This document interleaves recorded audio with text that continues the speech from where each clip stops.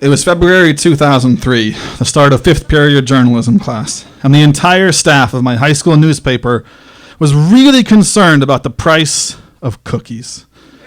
For a mere 25 cents, all students could treat themselves to freshly baked chocolate chip cookies. And these were the good kind, big and cheap. "They're raising the price of the cookies," my buddy Mike, the sports editor, told me. "What?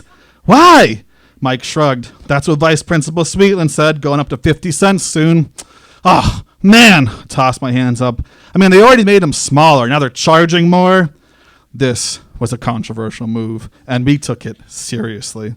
After all, this was the period where we stopped being various delegations of the socially awkward, maligned, and ignored, and became columnists, editors, photographers, cartoonists, and writers. This was the time of day when I stopped being just another middle-of-the-road 11th grader and became the features editor, responsible for at least 8 pages of content, ranging from human interest to arts and entertainment to special events. I wrote a column. I created layouts. I had to make decisions. And currently, one of those decisions was how to blow the lid off this cookie scandal. Mike nodded. "Alyssa's already running a news item. Front page?" I asked. Mike scoffed. "Of course, below the fold." "I think we should craft an op-ed." "Human interest," I said. "Let's get some reactions from students. Maybe we can explore the socioeconomic side. People who can't afford the extra quarter for cookies. I'll farm it to someone." "Not Vin," Mike said. "His writing's way too pedestrian for this. This needs some gravitas." I looked at Mike like he was stupid. "Vin? What am I, high? I'll give it to Steph. Steph, she killed it on that backpack expose last month." "Good call," he said. Like I said, we took this job very seriously. To be clear, it wasn't like we were cosplaying as adolescent Woodwards and Bernsteins. Our newspaper had won LA Times High School Journalism Awards. Our editors regularly got 5-figure scholarships to major UC schools. It was a sanctuary. It was a place where we were treated like adults, trusted and not talked down to. And we worked hard to produce something that we and the school could be proud of. It was my favorite class because it didn't feel like a class at all. And it was overseen by my favorite teacher, Miss Whitaker, a woman whose first in, last out philosophy was downright inspirational. She was like a second mom to me. She trusted me, and I never, ever wanted to let her down. She encouraged thoughtful conversation and teamwork. She pushed me to be better, and as a result, she was the best teacher I ever had. "Hey," Miss Whitaker chimed in, "be careful how you handle this cookie thing." But, I stuttered slightly. "The cookies are smaller, and they're charging more. It's not fair." Miss Whitaker folded her arms. "Look, I don't need VP Sweetland on us again. Let's keep focus here. The cookies are not that big of a deal. Run the news item and that's it. I don't need another parking lot controversy on my hands." That was on me. A few months earlier, I wrote a piece about the back parking lot for students that rubbed admin the wrong way. I should have been chewed out for it, but Miss Whitaker stepped up and took a bullet for me. We were regularly reminded that high schoolers do not enjoy freedom of the press, and our entire budget was dependent on funding from the higher-ups. Even though no one in journalism class would ever be considered a rebel, we were still teenagers who grew up on a steady diet of punk rock, cynical sarcasm, and general distrust of authority. Let's be clear, we were good kids who were too scared to actually do anything about it. But we prided ourselves on being slight thorns in the man's side. But I didn't want Miss Whitaker to get in trouble again, so we followed orders. With Cookiegate 03 handled, we turned our attention to the other big focus of our February issue, the Valentine's Day shoutouts. The newspaper came out on a monthly basis, so every February we'd cover the cost of an extra page by selling shoutouts at lunch. For $1, students could write messages to their friends and significant others. "How are the shoutouts going?" Miss Whitaker asked. "Good," I said. "We're getting a lot this year. We're going to have to print them in a smaller font if we want to fit them all on one page." Miss Whitaker nodded. "Nothing smaller than size 8 font, please." 8 will be a tight fit. Nothing less than 8. Remember, we're writing for non-readers, and if people see a bunch of tiny messages, they'll skip them. That's why I loved Miss Whitaker. She taught writing with real-life practicality. Good writing should be pithy, interesting, and clear, and always keep the audience in mind. Got it, I agreed. No less than 8. Every edition meant long hours. We'd stay at campus until midnight finishing the pages. When the campus was still and quiet, save for the squeaky wheels of the night cleaning crew, room 4C was alive with the hum of our huge printer, clacking of keys and scribbling of pens. It was exhausting, difficult, and dramatic, but it was also home. It was family. Another edition off to the printers, and we went home satisfied. The next week, the stacks of newspapers arrived from the publisher. We set distribution schedules. The paper always went out on Thursdays, and it was everyone's job to make sure that we put them in the hands of as many students as possible. That meant constantly having a stack of at least 20 in my backpack. It was midway through fourth period when I realized that something was wrong. The phone rang in my AP Lang and Comp teacher's classroom. The teacher, Miss Kipp, stopped mid-lecture and addressed us all in that teacher tone they usually reserve for breaking up shoving matches in the hallway. "If you have a copy of this month's school newspaper," Kipp said with surprising authority for a person who wore a lot of cardigans, "turn it in to me immediately." She was not messing around, and kids knew it. Students took out the paper and surrendered them, no questions asked. Kipp eyed me from across the room. She knew I was probably packing a few dozen or so. She stood over me and did not break eye contact. "Give me all that you have, now."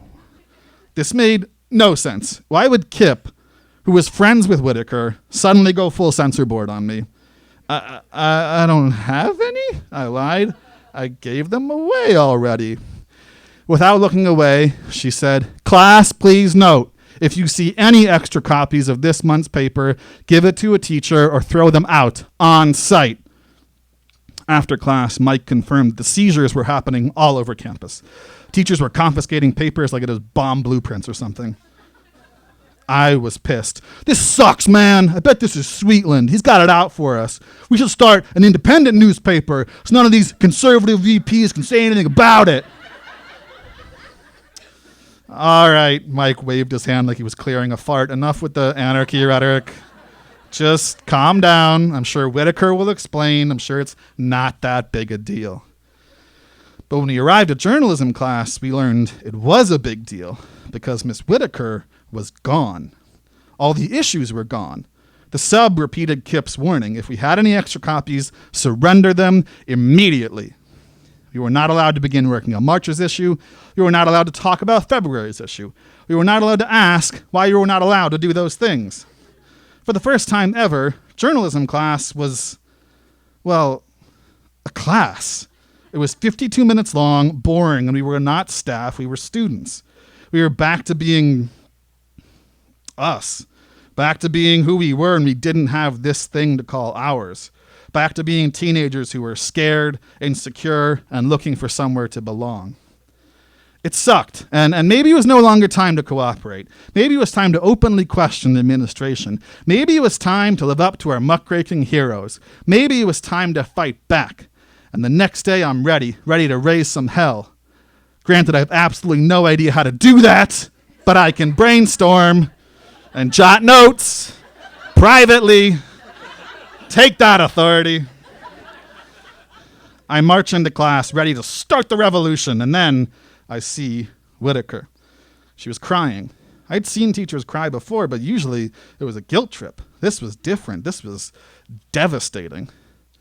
Whitaker told us what happened. She opened to the features section, my section. And there on the special Valentine's Day shout-out page, in size 8 font, midway through the 3rd column, we saw the message. "To Eric Bertram, you're such an inspiration to everyone who has AIDS. Congratulations on coming out. Love, your friends."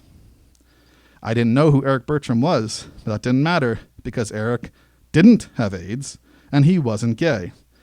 He was just a kid who some bullies decided to mess with using our paper as the delivery system. It was my responsibility to edit the pages for things like this, and I completely missed it.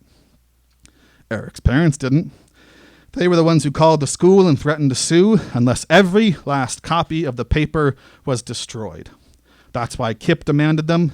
Whitaker had received a full flagellation from Sweetland. Now, not only was the issue in jeopardy, but possibly all our funding as well. I felt terrible. I didn't know this Eric kid, but I wasn't lost on me that journalism was full of kids like him, loners and losers and weirdos who just wanted what every high schooler wants, to get through the day with an ounce of pride intact.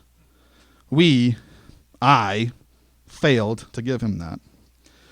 Also, I let down Whitaker. She trusted me. She gave me a voice. She took my writing and me seriously, and I messed it all up. I ruined everything. Until we got the final word from Sweetland, we didn't work on the paper. We showed up, hung around, and left. Gone was the sense of pride, agency, camaraderie. It was heartbreaking.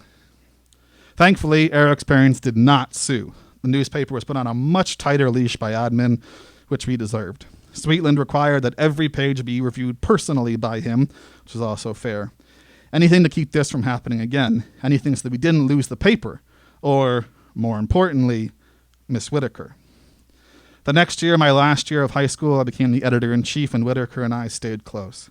We worked together to shift the focus of the paper away from reporting on cookie sizes and prices, and more towards telling the stories of those students who remained unseen, those students who deserved to have their story told.